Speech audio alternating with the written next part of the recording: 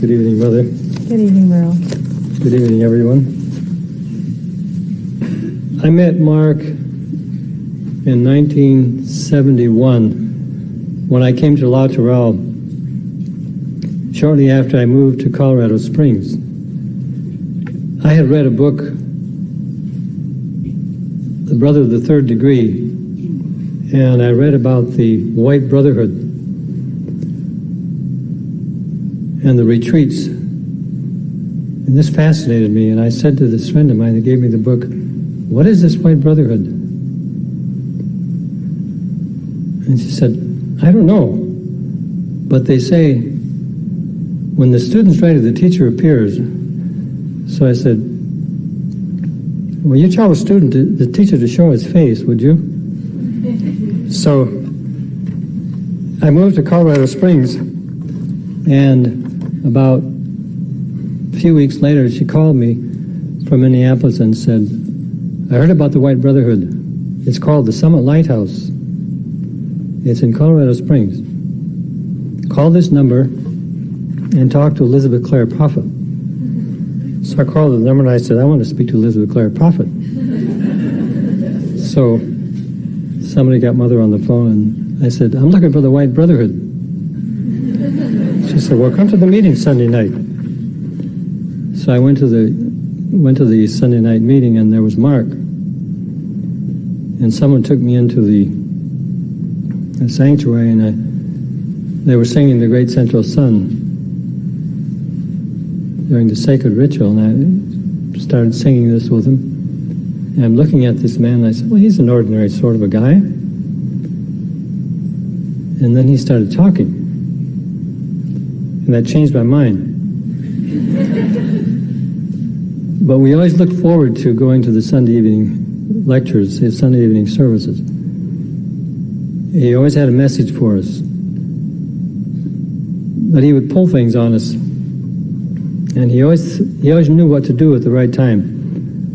One evening, he started his service, his lecture.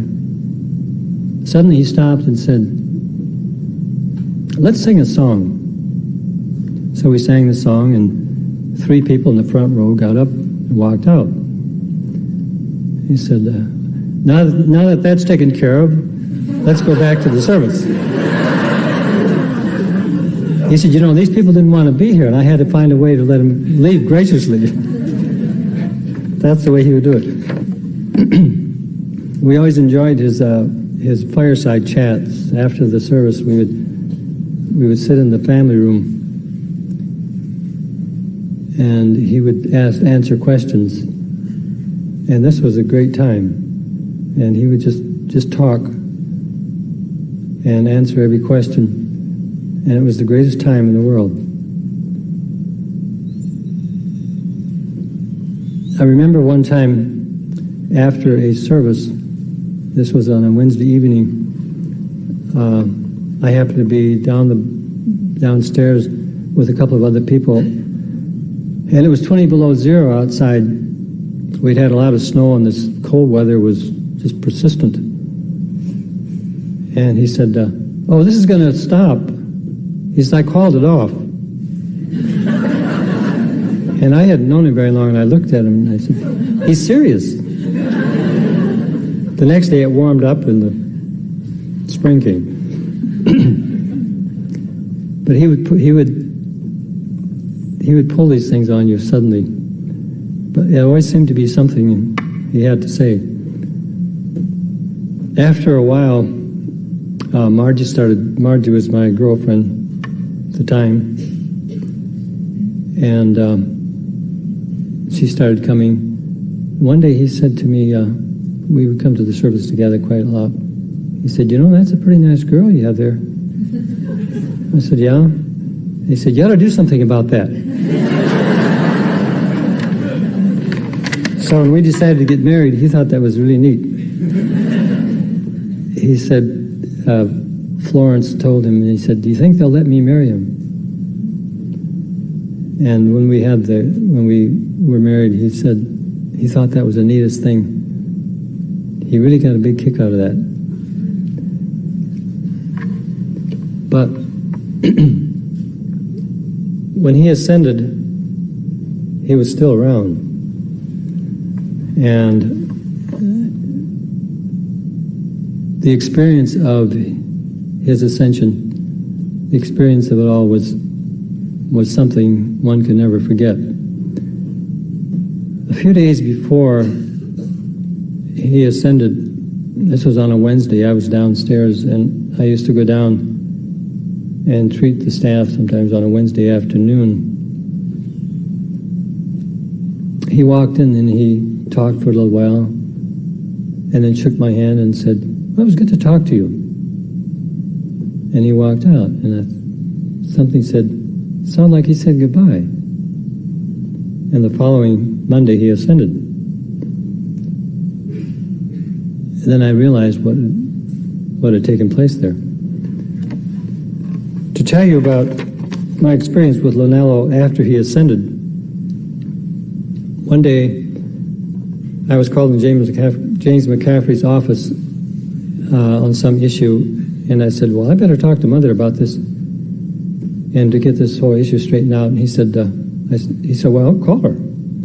I said, "You know how easy it is to call Mother and get her to get through and so forth." And he said, "Well, Lonello's always around." I thought about that a minute, and I said, "Yeah, that's true." So I walked down to the Grail at Camelot. I knelt in front of the bust that we have back here now of Lonello, and I said, "Lonello, I've got to talk to Mother. I need your help." And I explained the situation, and went on my way. That was a Sunday afternoon. I went to the office the next day, and I thought, now just at the right time, Lonello will tell me when to call her.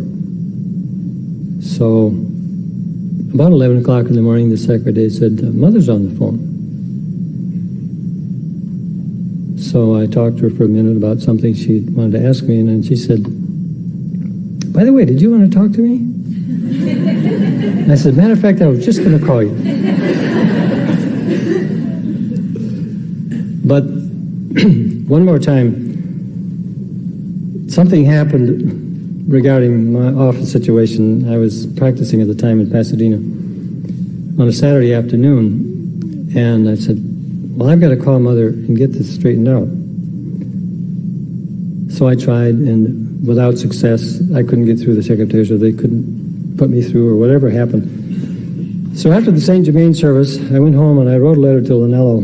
I said, "Lonello, I've got to talk to Mother. I need your help. I'm asking you to remove all opposition to me getting through to her." I burned the letter and went to bed. The next morning, I woke up at 7 o'clock. This voice said, "Call Mother." I said, "What?" I said, "Call Mother." The old carnal mind said, "I'll bet you're just sitting there at the phone waiting for you to call." And the voice said, "Well, you wrote the letter, didn't you?" So I called, and the secretary said, "Well, she hasn't turned on her phones yet, but I'll let her know. And as soon as she does, you just wait there." So about 10 minutes later, the phone rang, and she said, "Mother will talk to you now." So I talked to her about 3 minutes, and we resolved the issue. And she said, "I can't talk any longer. I've got to catch a plane. I'm on my way out the door." That taught me what we knew when Mark was around. When he spoke to you, listen. If I hadn't listened to him, I would have missed it, and things would have been a lot different. That was my experience with Mark. Thank you.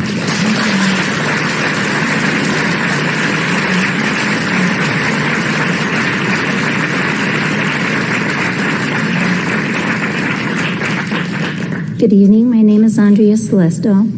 I'm a Montessori preschool teacher here at the ranch, and I have been in the teachings for 14 years. I've been a student of the Masters. I would like to witness to my inner life and my inner tie to Lonello versus my outer life and the events that brought me to Summit University in fall of 1981, which was Kuan Yin's quarter. I lived in Chicago as a clothing buyer by profession, And I was between jobs in March of 1981. A friend of mine, Carol, who was a keeper of the flame, said to me, well, since you're between jobs, why don't you apply to Summit University? It's a spiritual university. I was Catholic at the time, and I had a real deep love for God, so I was kind of open to this suggestion. I said, okay. I said, how do I get an application? And she said, I'll get one for you. Now, for those of you that are in the field, I'm giving you hope, because I did not decree, I wasn't a keeper of the flame, and I hadn't attended any service. My only real contact was hearing Mother once when she lectured in Chicago in 1980, the year before. I really wanted to learn more about God, so I filled out this application and sent it off, but I kind of said, I doubt that I'll ever go there. Well, within a week, I accepted my dream job. It was the perfect job, and I began working. When I saw Carol, she said, well, Andrea, what happened to your idea about going to Summit University? And I said, well, not this year. I said, I really am happy with my job. This is the greatest job. And I said, I don't think I'll be going. So in parting, Carol gave me a 2-cassette album, Linnell's Discourses #1. Actually, I hadn't even heard of Linnello, but for some reason, I took this album in my car. It was a company car, and I played it constantly. It was the only tape I had, but I had such a feeling every time I played it. I loved the sound of Linnello's voice, and it was like I could really feel him. I'd be driving, and I'd put that tape on, and it was like he was right there with me. So I didn't always understand what he said. I remember hearing about the Antiquaron of life, and I said, in the web of life and the Antiquaron, and I go, the web of life and the Antiquaron. I said, I really like the sound of that, and it was just the way he said it and everything about his voice. So I played these tapes repeatedly over the next 5 months. Everything moved on as usual until one day I was returning from work, and I put on my phone answering service, and there was a message that I'd been accepted to Summit University. And it started next month. Now, here's how all of heaven and Linnello truly worked for my soul. 2 weeks had passed, and it was the end of August. I was sitting at my office desk working on an ad.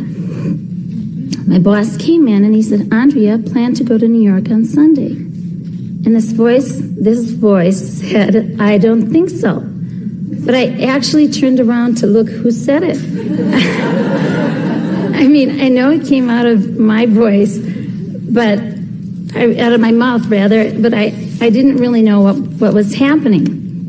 My boss was kind of floored, and he stood there, and he said, well, I have to get this ad, in, but when I return, I want to meet with you.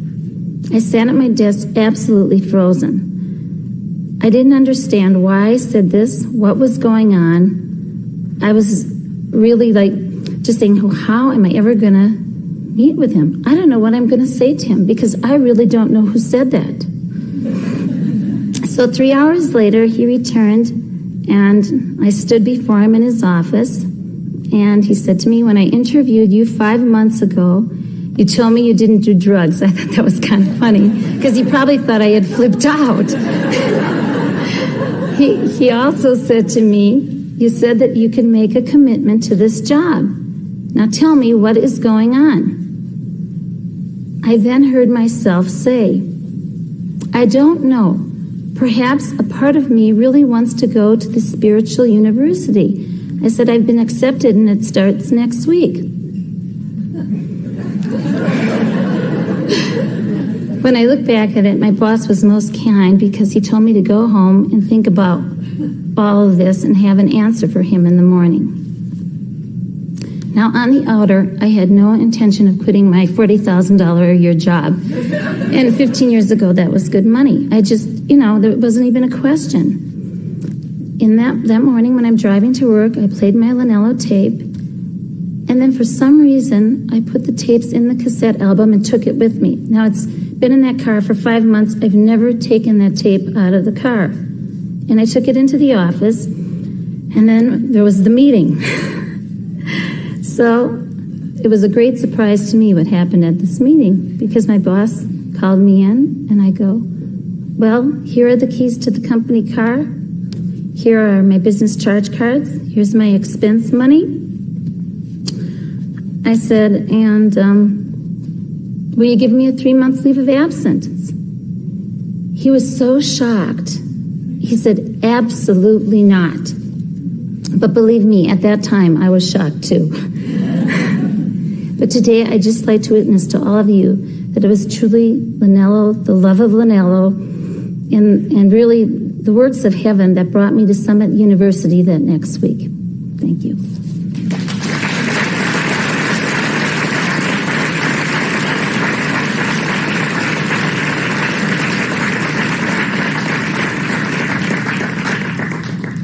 Good evening, Mara. Good evening. Good evening. My name is Maria Scopo. I work at the Office of Ministry since 1991. I have been in the teachings since 1996.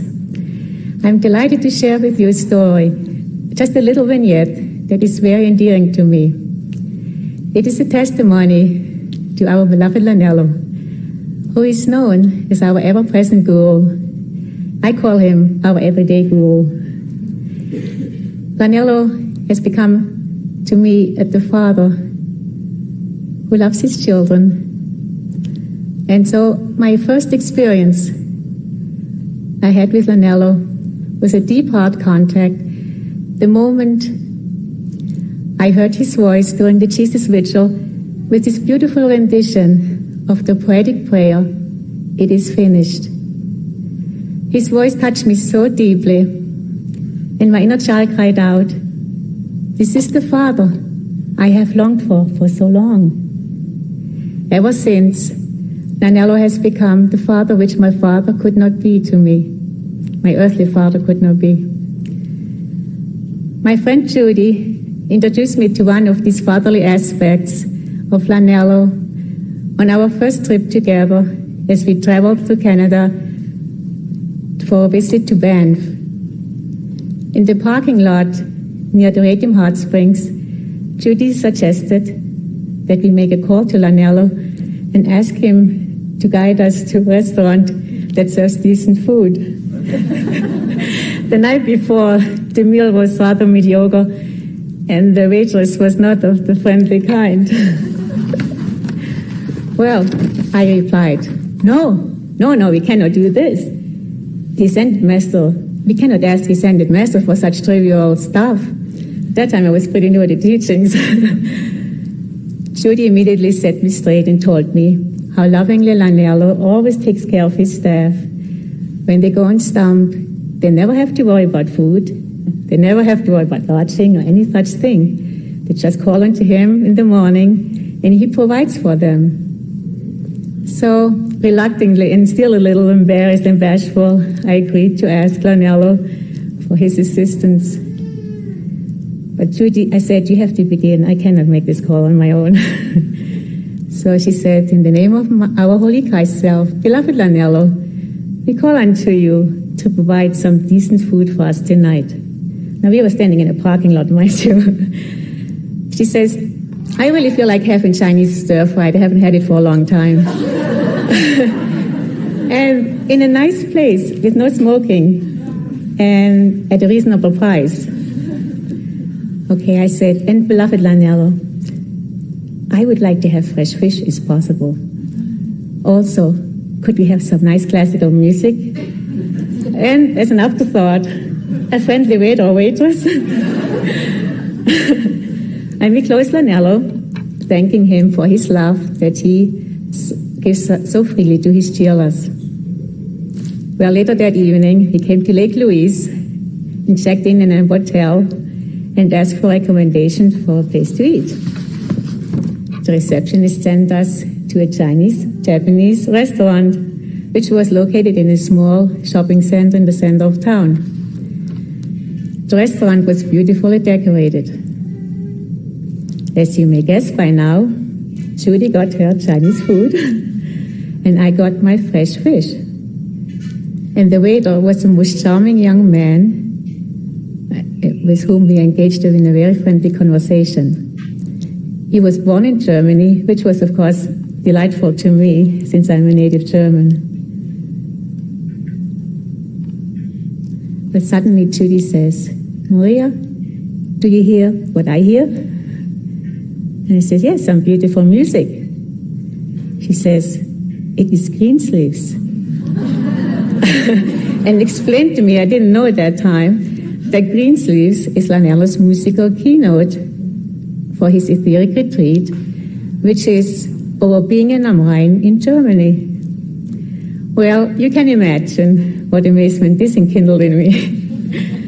Not only did our ever-present guru, or as I call him, our everyday guru, provide us with a wonderful meal, he crowned us with his humorous magic. So the moral of this little vignette is, no matter how trivial your needs seem to you, Lanello is always only a call away. Perhaps you would like to come to Summit University this summer and can't see how you can do it. Just call Uncle Lanello and see how he will answer you.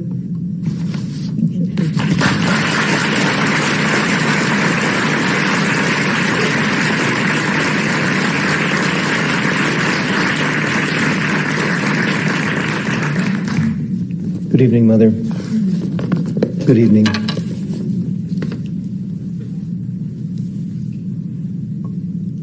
I joined the activity in 1971. I'd been on a search, I suppose, for 10 years at that time. And I feel that despite the fact that I was searching, that I was being led. For all of my striving, and for all of the sweat and the aspiration that I would focus on reading these different things and trying to meet people who are interesting, I realized that the Masters were guiding me. And I feel that my path has been that way ever since. That though according to my poor capacity I do strive, at the same time the strength of the Masters to carry me along and to bring me forward and to make me stronger so that I may take another step and another step is greater even than my own determination to move forward. Their determination to have me move forward gives me the strength to exercise my determination. When I first came into the teachings, and this happens to many people, there is a kind of a test that comes. A little mixture of our own karma and the plots of the force, I guess they like to say, conspire to provide something that will challenge you wherever there's a point of weakness. So I guess I probably had sort of a hidden shame-based consciousness at the time, and so some business and social acquaintances and circumstances conspired to make me feel shamed and that perhaps I wasn't really worthy or ready to be on the path. Nonetheless, I continued to come, and I walked over to the Santa Barbara Focus one day, and Mark was sitting there at a table with 4 or 5 fellows in the library. And I pulled up a chair, not really feeling like I was like the smallest of everyone who was there. And maybe I shouldn't even really be there. But Mark pulled up a book that had just been published. It was called A Message of Gentle Unfolding Love. And he simply picked up the book, and he turned to me, and he began to read it. Now, I had already read the book, and I thought it was very sweet and very beautiful.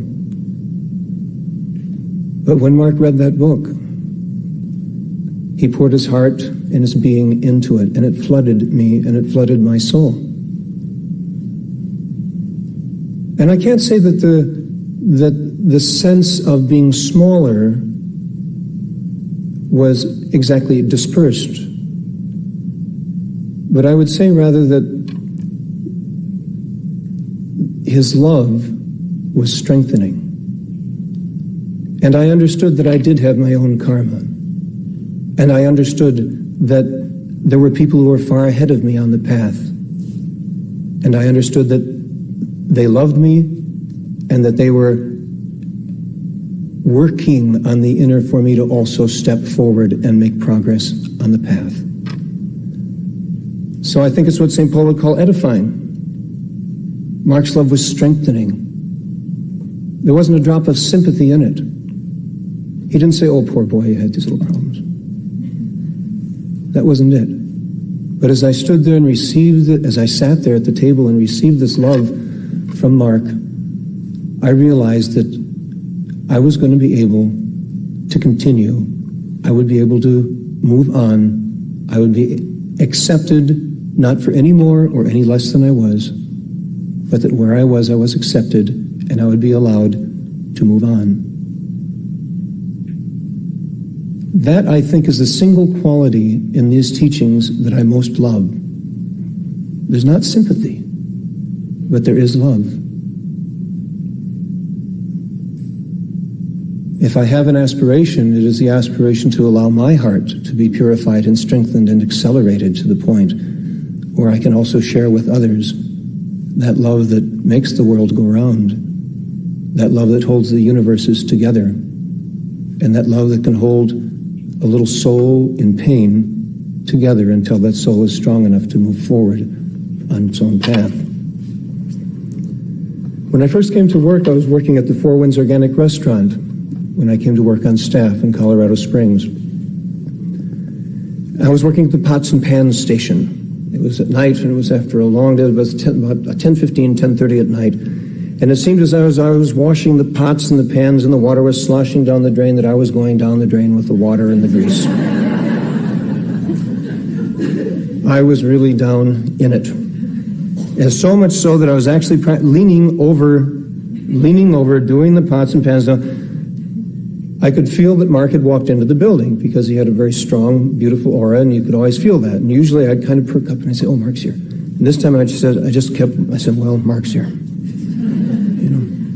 So that all of a sudden I felt this very strong presence next to me, and I kind of looked up, and there was Mark in his full stature, just looking down at me as I was looking up from the sink. So I stood up and I said, hi, Mark. And he looked at me and he went, what?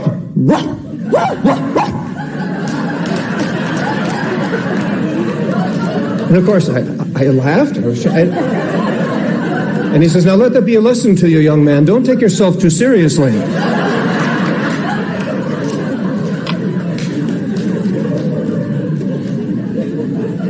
Now, I was amazed, not because he exercised a humorous approach for the delivery of his love to me that evening. But I was amazed because I recognized him as being a master of invocation. I'd seen him at the conferences. I'd seen him give dictations from mighty cosmic beings. And I realized that he had more power and more spiritual grace when he was imitating a bark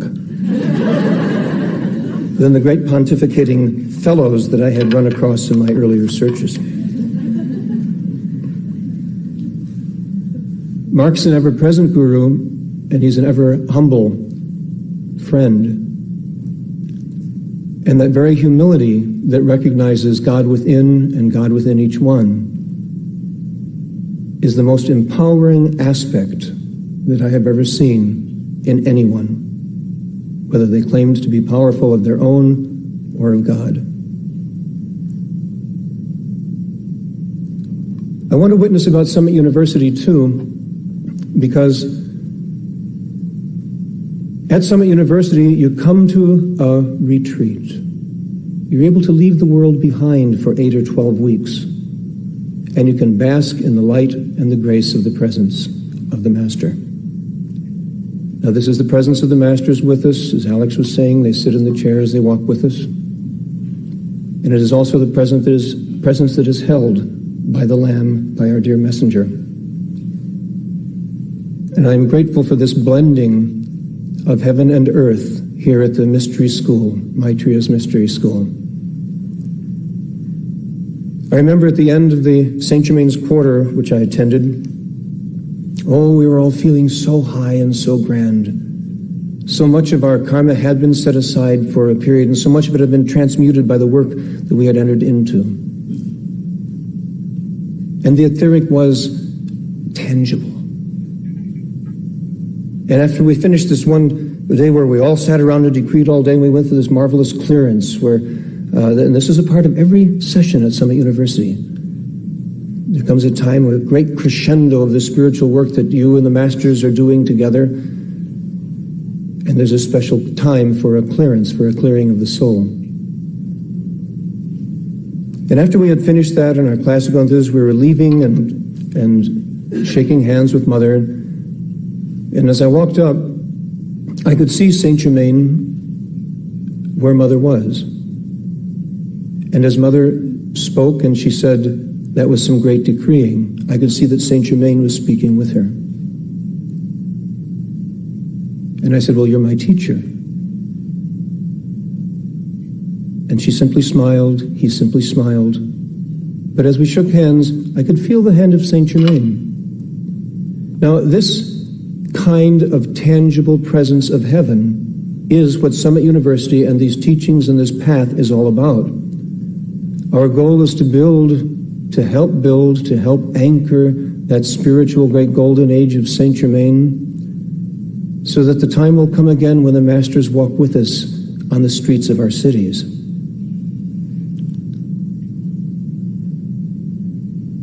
And this tangible presence, this union, this oneness of the Holy Spirit present in the sons and daughters of God, in their flesh and their blood,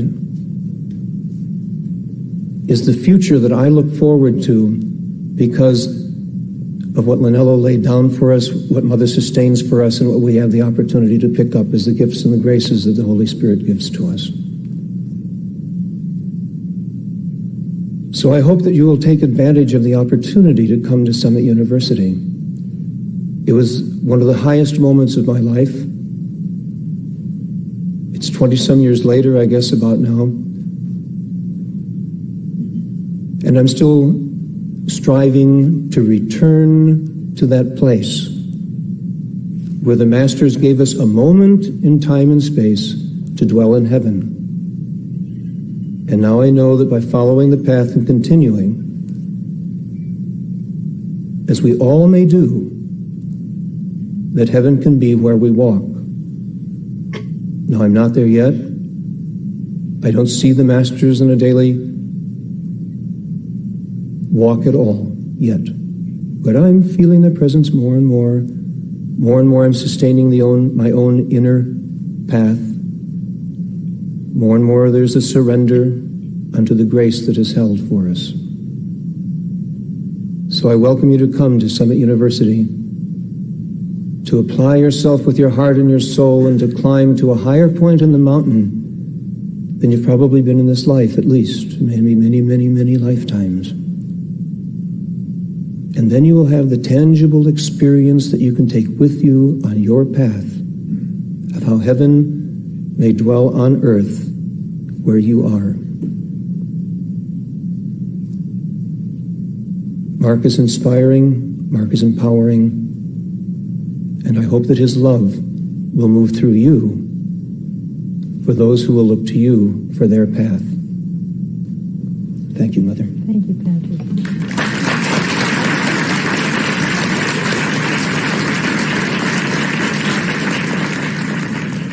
Hello, Mother. Hello, everyone. My name is Frederick Peck, and I serve here on staff in the Farm and Ranch Department. This time of year is always an exciting time for us because we work with the cattle, and the cattle start having their calves in February, normally. So it's a time of year that we often need help and divine intercession, and when we feel particularly close to Lanello because his Ascension Day is in February. So I want to share with you a story from 10 years ago when there were not many of us here. The church headquarters was still at Camelot, and we were sort of the pioneers at the ranch. There was the Farm and Ranch Department, there was a small construction department, and the kitchen, and that was about it at the time. And in this particular year, we were checking the cattle at night. We do this every year because we have to see if they have any problems in birth. And to do that, we need a good flashlight because we need to see what's going on, and a good flashlight could mean a difference of life and death with the cattle. So we had a big mag light, one of those big ones that has 4 D batteries in it, and put out a really strong beam. We go out at night, we We'd check all around, check each cow, see what was happening. And midday, I noticed that the batteries were going dead on the light. Of course, this was a concern to me, so we went to the store right away, and they were out of batteries. And we needed this flashlight that night. So we decided that the best thing to do was call to Linello to restore the light. So we made a call to Linello, and I went out that night and flicked the switch, and there it came on, bright as could be. The day was the 26th. That's why we felt particularly inspired to call to Linello, because we had the light of his ascension mantle on that day. So I thought that was really terrific, and I counted a miracle in my life, and I went the next day to buy batteries. But first I checked the light, and it was still bright. So I didn't buy the batteries. I went out that night, and the next night, and the next night, and it was 6 weeks, and the battery never went dead. So for this and many other miracles, and most especially for the teachings you brought forth, I thank you, beloved Linello. Thank you. Thank you.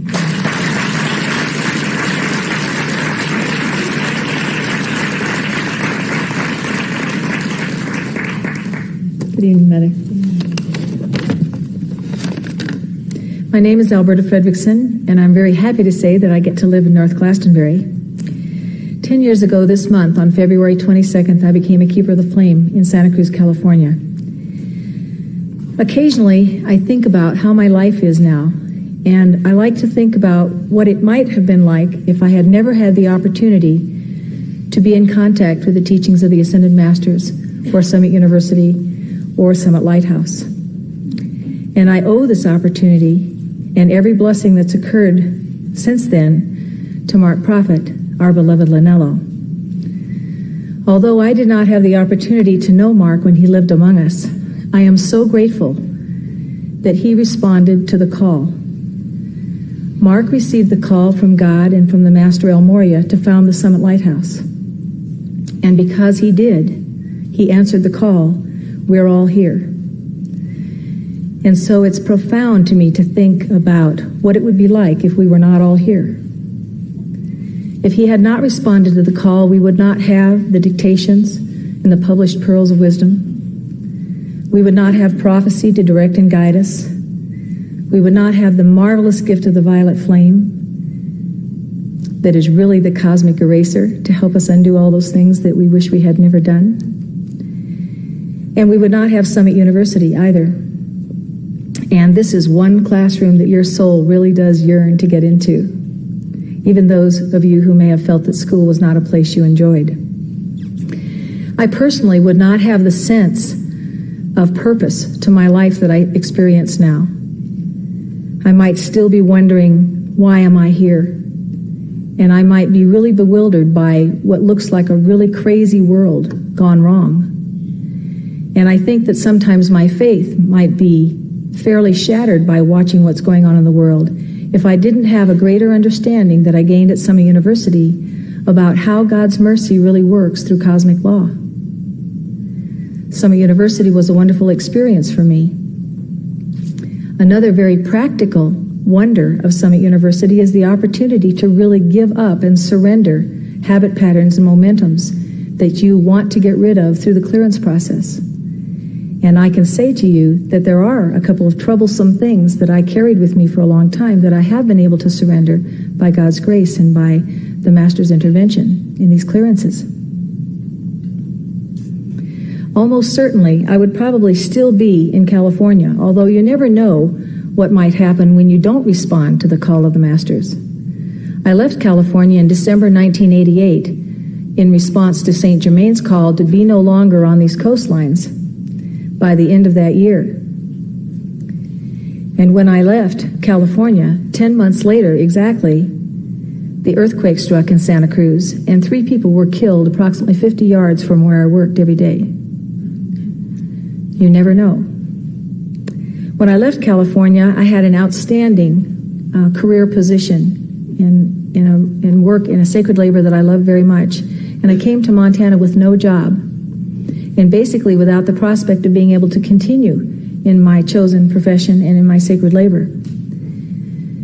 But the Masters and God have literally moved heaven and earth, and through a series of 4 jobs in 6 years, God has really returned absolutely everything to me that I thought I had surrendered when I left California, and more, including a comparable, very excellent position as personnel director in the Bozeman School District, which allows me to live in North Glastonbury, and I am so grateful. All this for just answering the call. When I think of where all of us might be if Mark had not answered the call, I can almost feel that cold despair in my heart. But instead, what I know is every day when I get up, I have a purpose. I really do know who I am and why I'm here. And I know that my life has some significance for God and for the world. And the only reason that I have the courage to really think that and to believe it is because Lanello is always with me. And I know he's with me because I called him. I say, Lanello, be with me and take my hand and hold me fast and do not let me go. And because Lanello always answers the call, I know that he's there. And he holds my hand and he encourages me to answer the call that is given to me. So I say to you, answer the call and come to Summit University. Answer the call and just imagine the countless souls who will have renewed opportunity because they know you and because you know Lanello. So answer the call, and I'll see you at Summit University this summer. Always victory.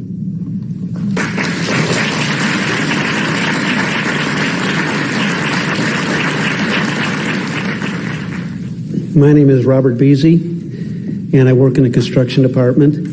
And I first came in contact with the teachings late in '71 and came to my first conference in 1972 in Santa Barbara, the Mother House in Easter. And that was a very moving experience. That was my first contact with Mark, with Lanello. And it was a very profound experience. I found it just effervescent with love and understanding and in-depth answers to questions that I had pondered for a long time. And it really was a turning point in my life. And from that day forward, I said, here's a man that I need to follow. And the teachings that he had, I knew that this was my path. And so I pursued then my study and followed him on to Colorado Springs, and then eventually worked my way in a position where I was on staff. So I had the blessing of knowing Mark for about 10 months. And I'm going to explain a couple little stories, things that I could remember that I thought characterized Mark Prophet. Now, he was a man of great character. You've all heard these testimonies. And he was also quite a character on the stage of life. Now, one observation that many of us had about the lectures that Mark would give is that he would have an uncanny ability to know exactly what people in the audience needed.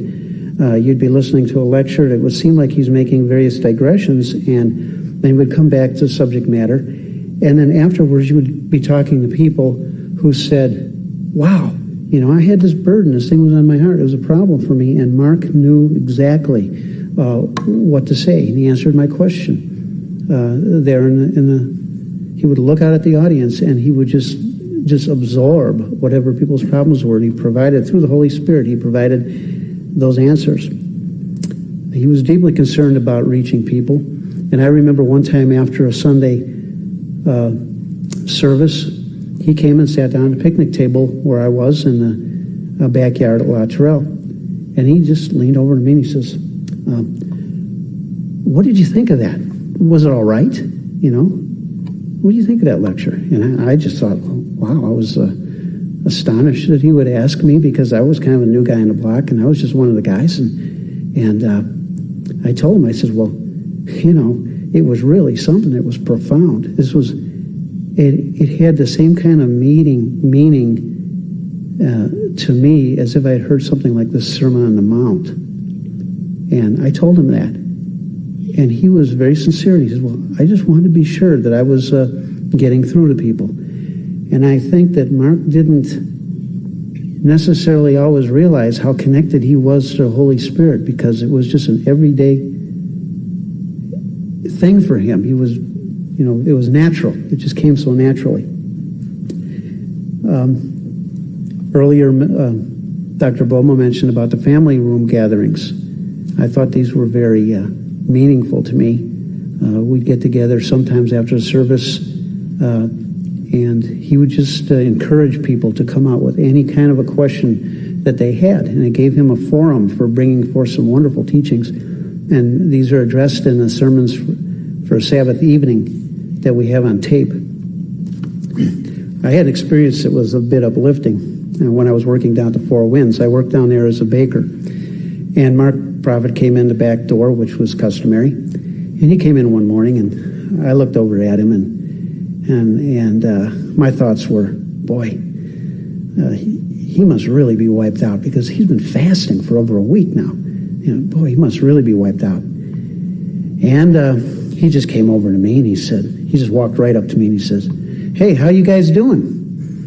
"I'm feeling great." And he just grabbed a hold of me, and he just lifted me up. All 145 pounds, just practically straight arms, and puts me down. He says, "And of course, I've been fasting now for over a week,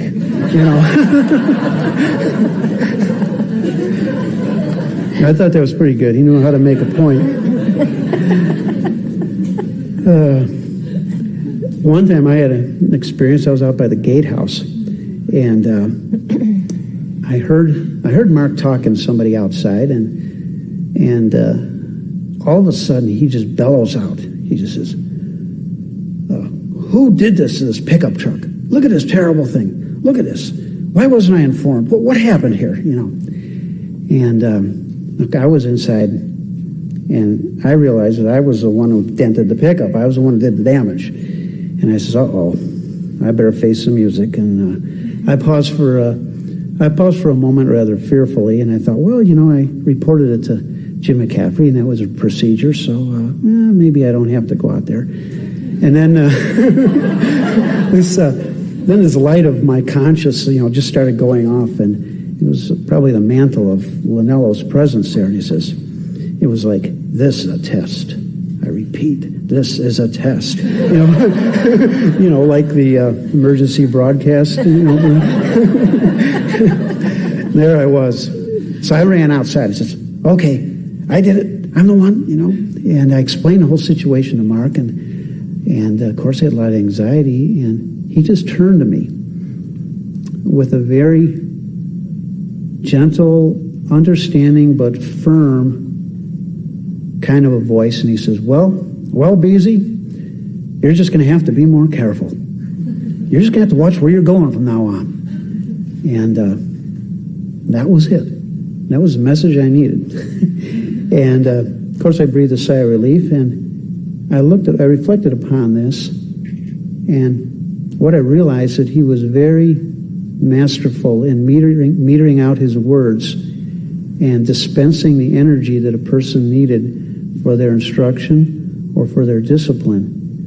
He had this, one moment it seemed like the wrath of God was flowing through him, and the next moment he was totally in exactly the place that he needed to be to provide you with what you needed to continue on and to grow, for your spiritual growth. So I wanted to say that Mark is a person whom I wish everybody could meet. But I believe that we will all have our opportunity if we continue to strive and work our way on the path. When we finally do make it, Lanella will be there to shake our hand when we enter the gates of heaven. And I'm very grateful to have had the opportunity to have known him, even if it was for a short time. And I can testify, like many other people, that he's hung around a long time. He's still here, and his presence grows stronger and stronger as we grow closer to him. Thank you.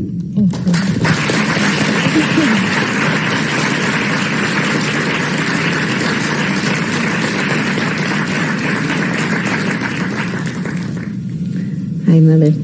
Good evening, Dara. Hi, everyone. My name is Dorothy Angleton. I work in Montessori primary, and I also work in editorial. I've been a student of the Ascended Masses 25 years, a little bit over. What I thought I would tell you is how Mark impressed me the very first time I met him. It had been a big struggle for me to get to La Tourelle. I was told that I couldn't just go there, I had to be invited, so I was scrounging around trying to find somebody who would invite me. This one lady said, "Oh, I'll invite you, I've been there before, and I can take you there next summer." And I said, "Next summer? This is December, I have to go now." And so, you know, it was really hard, and finally I did find somebody, but he wasn't inviting me, he was inviting a friend of mine, and I invited myself along. And I got there. The first Sunday night I attended a service there. It was in January 1970. Mark was there, and I think we missed the sacred ritual because we were hearing an introductory tape. And when we got into the chapel, I thought it was just absolutely lovely. I couldn't quite describe what I was feeling, and I didn't know what kind of place this was. But I knew that I was home, and I knew that I didn't ever want to be anyplace else. So we sang a few songs, did a few decrees, which seemed very fast to me, but the friend that had brought us said, "No, they really slowed down a lot for you." And I thought, wow. So anyway, then Mark gave a sermon, and it was a glorious sermon, and I just could not get over what a magnificent man this was. I had never seen anybody like him. I had never met anyone so, well, first of all, he was a very big man, with a powerful build, but you got the sense that it was a quiet and a great power that he had. But I was so impressed, I think, with his purity, and it just shone, and it was in everything about him, and his kindness. And there was something else that I couldn't really name, and I thought, well, I guess it's holiness, and it was that. But as I learned a little bit more about the teachings, I know now that it was Mark's light. That was this overpowering quality that I was seeing and feeling. Later on in the spring, I began to work part-time at La Tourelle as a typist on Saturdays. And I was invited to staff meetings when they happened on Saturday, and it was such a joy. I had never been into any meetings like that in my life. It was a total adventure, very instructive. We learned a lot, and it was often very funny. He would teach by bringing up these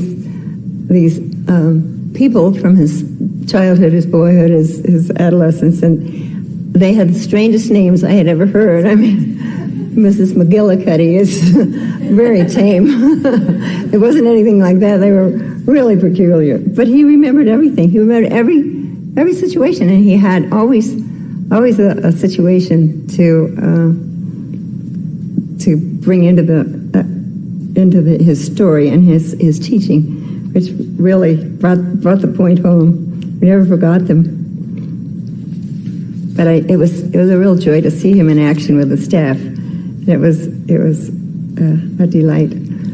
Then, by June 1971, I was on staff full-time, and my experiences with Mark at La Tourelle were basically, you know, he was my teacher, but it was the day-to-day living with him that was it was such a precious, so many precious moments. I mean, just cooking some of his food and serving his family and taking care of his children. It was such a joy. But I'd like to tell you a little simple example of his sensitivity and more of his uncanny memory. He asked me one day how I found the teachings, and so I said, well, first of all, it was through a woman who had come to one conference, and he said, well, what was her name? And I said, I told him her name, and he said, oh, I remember her.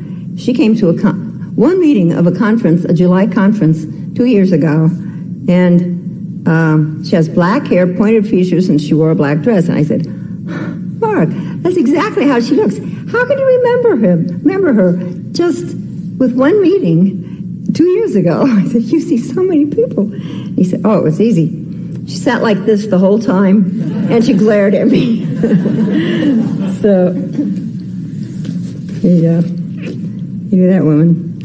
But he was a man of action always. From the time I knew him and from being on staff with him. But he's also a master of action, and he doesn't mess around. I want to tell you about that. We'll show you this speedy resolution that he has for many situations. When he ascended, he told Mother to tell us that we could write to him if we had a problem, if we needed anything, and he would answer us. He said, write the letter, put it in Climb the Highest Mountain by his picture, put a focus on top, and we would get an answer. So I hadn't really done this since his ascension, but then we got to Santa Barbara, and it was big house and a lot of work, and here I was in the kitchen. I was scrambling to get the cooking done, get the serving done, and clean up the dishes, and I was dragging my heels, and so I decided, hey, it's time to write to Mark. Ran upstairs, scribbled this note. Mark, I need help in the kitchen. Love, Dorothy. And I ran back downstairs, continued my project, and exactly half hour later, Mother walks in the kitchen and she said, Dorothy, you need help in the kitchen. A direct quote from my letter to Mark. So I accused her of peeking, and she said, what are you talking about? And I said, well, I just wrote that to Mark. He said, yeah, he doesn't mess around. So I just wanted you to know that he was just a dearest friend and always kind. I mean, there were times he had to scold me because I did a lot of silly things and stupid things, and so he would scold me, but his scolding was very kind. And sometimes, we had a system of fines for various infractions, and in the kitchen, I spent quite a bit of time in the kitchen. I helped with the cooking. I didn't do all of it, but I helped with some. And one time I was making his breakfast, and I was it seemed to me I must be the only other person in the whole building because the telephone was ringing off its hook and nobody was answering it. So I had his toast in the oven, and I ran to answer the phone. And when I got back, of course, the smoke was pouring out. And he looks up from his paper and he said, Dorothy, that's $1 fine. And I said, I know, Mark. And so he went back to his paper, put the next toast in, and it was just barely in, so it couldn't possibly burn. The phone rang again. So, of course, I ran over and answered it, tried to get back really fast, burned again. And I thought, I can't stand this. And so he looked up from his paper and he said, Dorothy, now the fine is $2. And I said, I know, Mark. And so, each time I run in the pantry, throw the toast out the window so it doesn't make a smell, and then run back, put more toast in the oven. And I couldn't believe it. I did it again. The telephone rang again. This time it was Mother. She was giving me asking me for something that she wanted me to bring to her, a tray. So by the time I got back, and I said, what's going to happen now? So he says, Dorothy, now the fine is $5. And I said, I know. And so he said, but Dorothy, I just hate to do that to you. You're such a nice person. And that, I couldn't take that. So I burst into tears. I got him his toast. This time I didn't burn it. Then I scrambled to get Mother her things, and I went up. And I was tears were still pouring down, and I knocked on the door, and she opened the door, and she said, what's wrong? And I said, it's your husband. And she said, my husband? I said, yes. I said, I don't mind when he scolds me. I don't mind when he fines me. But when he sympathizes, I can't handle it. She laughed and she said, yeah, he does have a big heart. And that's absolutely true. He had a big heart. He still has a big heart. And we loved him so much. Thanks, Brother. Thank you, Dorothy.